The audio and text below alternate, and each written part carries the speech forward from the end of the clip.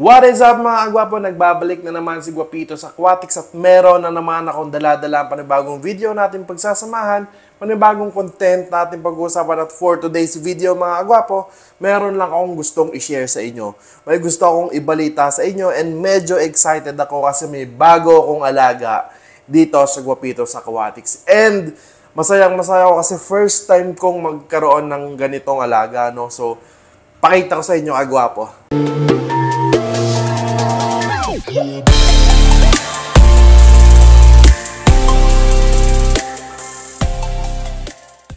So yun mga kagwapo, no, ito yung bago kong alaga. Hindi ko alam kung nakikita nyo, pero ayan, ito, tsaka ito. So tatlong strain yan mga kagwapo, pero pakita ko sa inyo yung unboxing video ko nyan.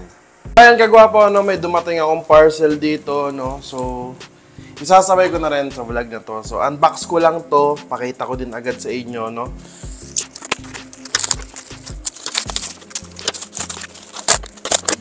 So ito yung dumating kagwapo, no? Tatlong box yan, magkakahiwalay.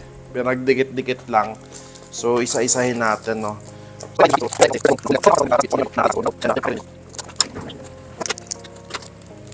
So ito yung binili ko kagwapo, no? So Japan Petit. Kung hindi ako nagkakamali, Anubias to. So kung mali man ako, please do correct me in the comment section, no, kagwapo. Kasi again, first time ko lang din mag-aalaga ng mga gantong plants. So, ayan.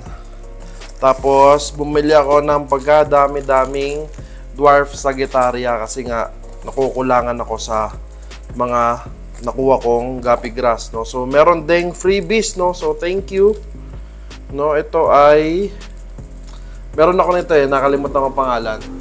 Yan. So, napakarami ko pa nito, no. Pandemic days pa nung bumili ako nito. Nag-propagate na rin ako ng mga gantong plants noon.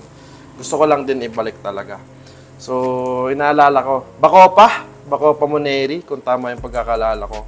Tapos ito, bumili rin ako ng mga pot para yan dito sa Japan Petit, no. So, susubukan ko lang mag-alaga. Sana maparami ko. Then, ito talaga, no. Aquatic soil. Kasi nga, nag-ano na ako mag-plants, no. So, dati kasi, nakita nyo yun sa aquatic plant propagation ko na vlog. Ang ginamit ko lang doon sa garden soil, no. So this time, subukan natin gumamit ng mga ganito aquatic soil. Medyo may kamahalan pero okay lang. Kasi investment pa rin naman di ba? So andito yung main na binili ko, no. So hoping ako na no casualties. So unbox ko muna agwapo.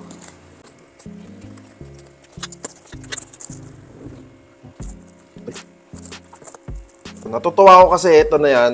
Ewan ko kung makikita nyo yan. Mga shrimps, no?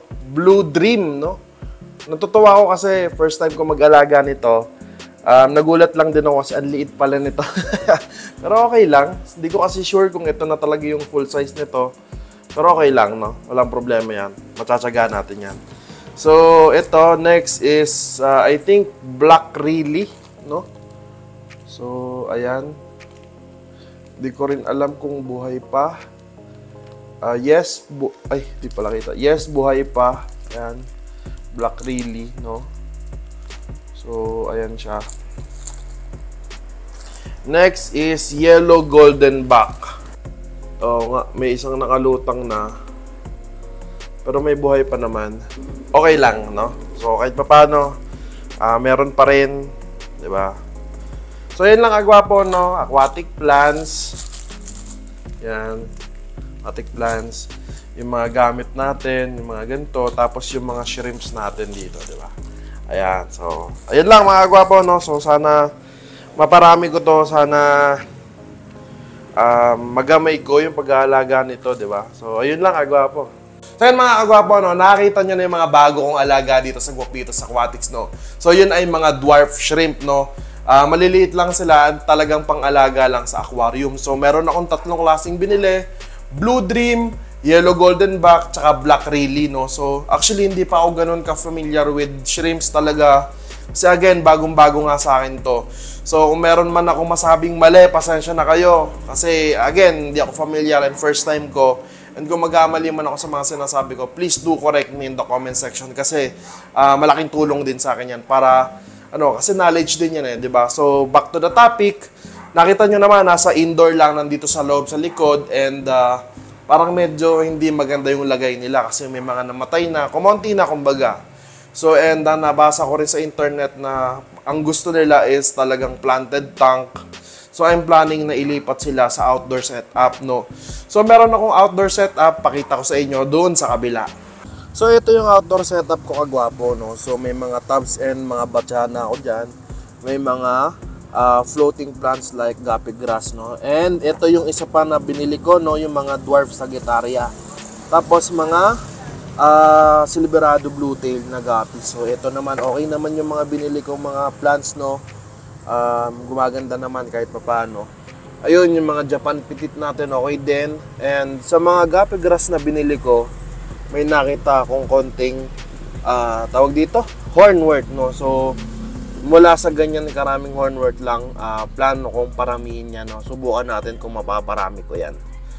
Tapos yun nga yung tatlong batya na to, ito yung paglalagyan ng mga shrimps ko, no? So, kaya tatlo yan, Blue Dream, Black Rayleigh, at saka Yellow Golden Back. So, makikita nyo, bare bottom pa, kasi hindi ko pa nalalagyan ng halaman. Pero plan kong lagyan ng guppy grass. Baka bumili na rin akong dagdag ng dwarf sagittaria para lagyan din to. Then, siguro for the meantime, lalagyan ko na lang ng bacopa. Kasi ang dami kong bacopa dito kagwapo, no? So, para naman magamit natin. So, yun lang. Ito yung plano ko kagwapo, no? Siguro, vlog ko sa mga susunod na araw. What is up mga kagwapo, no? Di ko na pinagpabukas yung pag-aasikaso sa mga shrimps ko kasi habang chinecheck ko, meron akong bad news, no? Kasi tulad ng binanggit ko kanina mga kagwapo, tatlong strain ang meron ako. Again, Blue Dream, Black Rayleigh, tsaka Yellow Golden Back. And upon checking sa mga shrimps ko, yung Blue Dream mga kagwapo is isang piraso na lang yung natitira, naghihingalo pa. So again, newbie ako sa mga shrimps, hindi ko alam kung parehas lang ba siya ng isda. Kasi ang meron lang talaga ko is basic knowledge in fish keeping. So yun lang yung pundasyon na meron ako dito. And good thing naman mga kagwapo is yung Yellow Golden Back ko ay kompleto pa. So 5 piraso pala to. Okay na okay. They are good.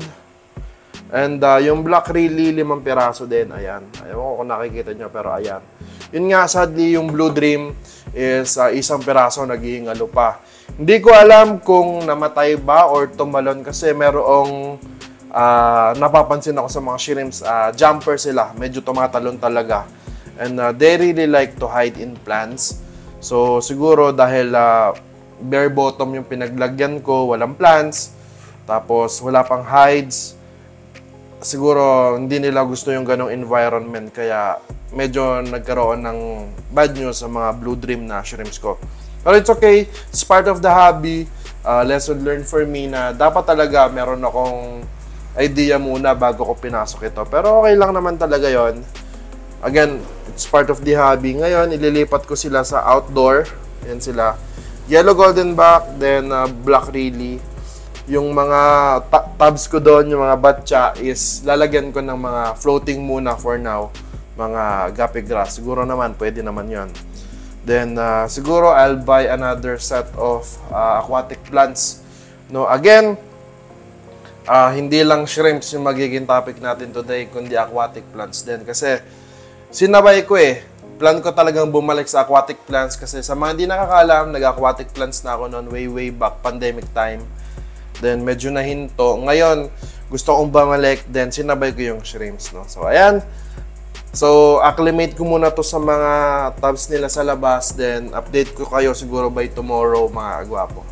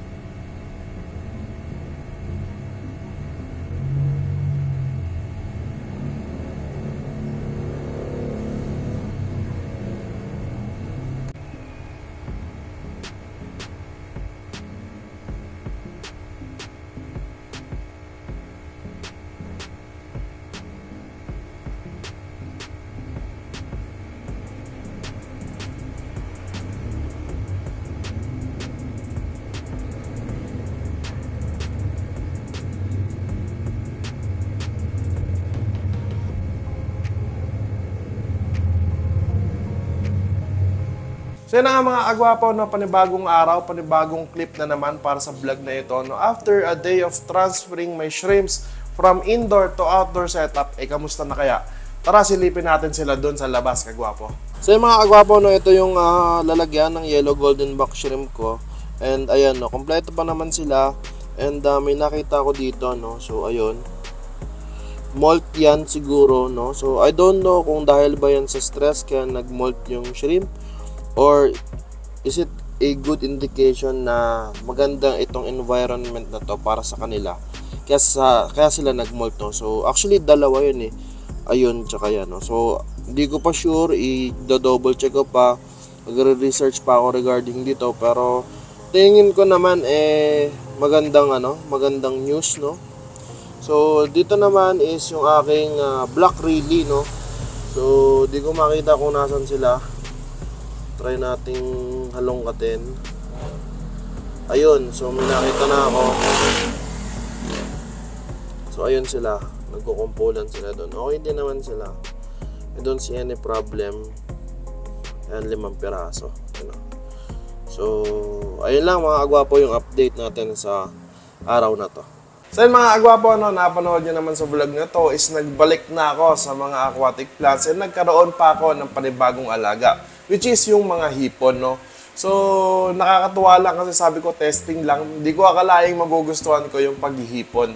And nandun pa naman ako sa part ng pagre-research at pag-aaral ng pag-aalaga ng hipon. And yun lang, medyo nakakasad kasi nabawasan nga ako, naubos yung blue dream ko. Pero nagpaplano ako na baka magdagdag pa ulit ako ng isang strain para maganda yung experience, di ba? So ayun, medyo may konting problem lang. Right now, hindi ko alam kung ano yung mga shrimp food na pwede sa kanila.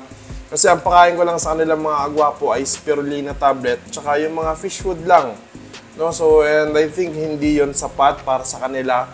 So if meron kayong alam na shrimp food, is comment down below, no. Recommend naman kayo ng mga solid na pagkain sa mga hipon, mga agwapo. Subukan ko 'yan. And then let's see kung product review ako sa mga pagkain na 'yan, Ayun, big shoutouts to everyone, especially sa mga agwapo natin diyan na patuloy ang suporta sa Guapitos Aquatics. A big shoutout to Guapi Project Philippines, kay Boss Jowart, kay Boss Eman, kay Boss Ian, kay Boss Justin, kay Boss Batoting, Lakay Gapi Line, shoutout sa'yo. And syempre, shoutout din kay Boss Dax at saka Boss Bry. Sa lahat ng mga agwapo dyan na gusto magpa-shoutout, comment nyo lang para masama na kayo sa mga shoutout ko, di ba? So again, like, share, follow, subscribe. Lahat ng mga agwapo, alam nyo naman lahat ng social medias ko, Guapitos Aquatics lang on Facebook, TikTok, and YouTube, no? So, ayun mga agwapo, maraming salamat sa panonood. See you on the next vlog. Guapitos, out!